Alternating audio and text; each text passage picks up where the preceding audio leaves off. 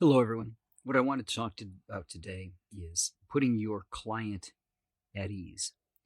And this is good for both the photographer and for the client to listen to.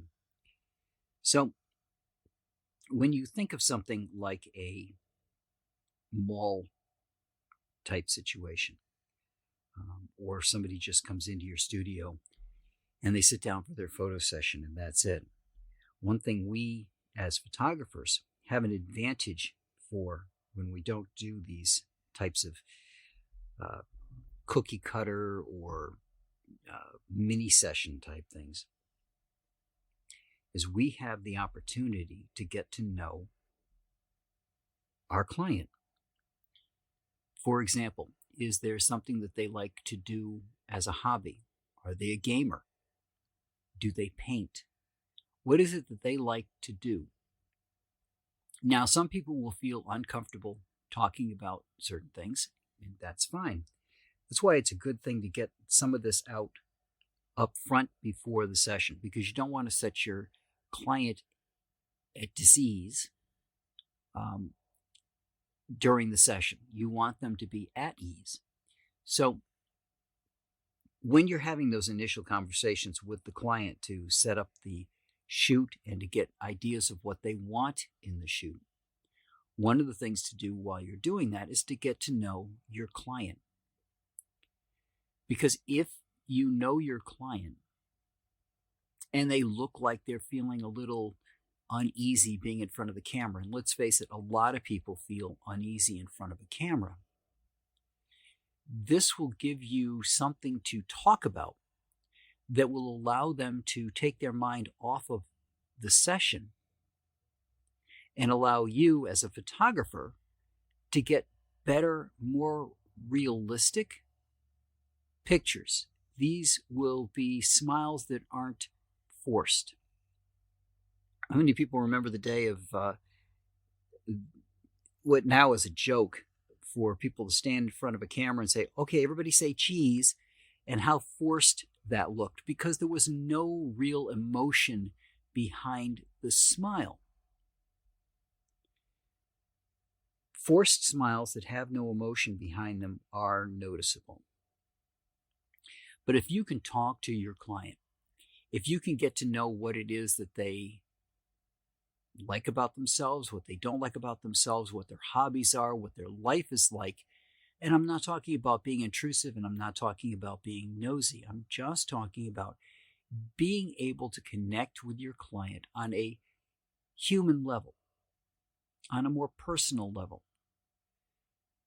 That will enable you to then ask them questions about it. Maybe they're a gamer and you're a gamer, and you can talk about games while you're having the photo session. And that allows you to set them at ease and also allows you to be at ease as well. If you're feeling a little nervous about the session, or if the session doesn't seem to be going quite the way you'd anticipated, take a moment and just talk to them. How many times does a hairdresser or somebody doing that kind of work talk to their client? All the time. And they do that to get a feel for their client, but also to set them at ease and pass the time. There's no reason that a photo session has to be done in silence. There's no reason a photo session should consist of just, okay, turn your head a little bit more to the right, a little bit more, up just a bit. There's no reason for that to be the only conversation going on during a photo session. These people are not your friends, but you should treat them as if you were taking the picture for your best friend. If you were taking a picture that was going to be very important to them, because that's what you're doing. You're taking pictures important to the person who is the subject of the photograph. And not only do they deserve the best that we can do for them, they also deserve to be at ease, and they also deserve to have photographs taken of them capturing what they are like. what they are truly like without any forced emotion in the photograph. So, when you sit down and have your conversations about the photo session and what you offer, for example, in my case, I have a hair and makeup person that I can call upon to come to the site and do the hair and makeup. As I describe all that stuff, I can also get a feel for what they like. I'm not going to get a feel for what kind of makeup they want to have or how they want their hair done, or even if they want, other than from a business standpoint, the hair and makeup artist there. I'm going to go beyond that. I want to know what they want in their photo session. And by knowing more about them and what's important to them, I can suggest things that they may not have thought of because they are not photographers. But I won't know what to suggest to them if I don't know them. So you have that conversation up front. Learn who it is that you're going to be taking the picture of. Learn what it is that they like and what they don't like. That'll help you formulate the session. Again, as you've listened to any of my podcasts or seen any of my videos, to me it's very important to get down what it is I want to do in that photo session so that the client knows what to expect and can make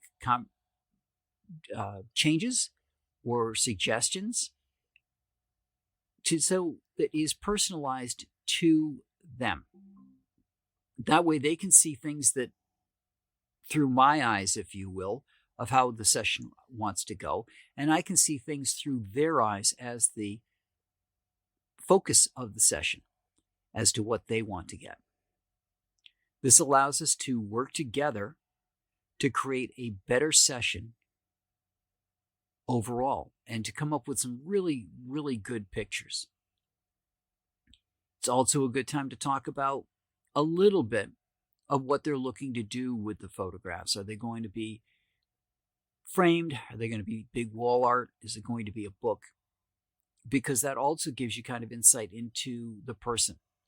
If they want their pictures and they want them all in an album, and it's not a boudoir shoot, it's a regular shoot, then they've got a little bit more privacy that they want in their photographs. Or maybe they want to gift it to somebody. So that gives you a little bit of insight into what you're doing the session for. But when it comes to boudoir, of course, most of that's going to be albums. Rarely, I think, are you going to get somebody who wants a 30-inch tall frame of a boudoir shoot. But by getting to know the person and getting to know their likes and their dislikes,